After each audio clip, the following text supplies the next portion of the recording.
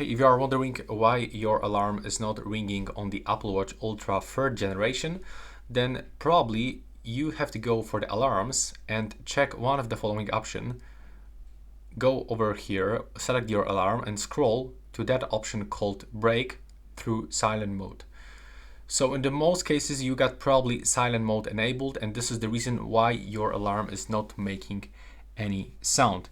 Additionally, if you already enabled that option, you can simply check in the sound settings if you have enabled all of those sound options. So there's also the do not disturb mode on this device, so just make sure that you get rid of it. Well, we have to go into the settings, and now we get something called the focus mode. So we have to make sure that you are not using something like the do not disturb mode or the sleep mode. And yeah, that's pretty much it for this video. Let me know if it was useful. Thanks for watching.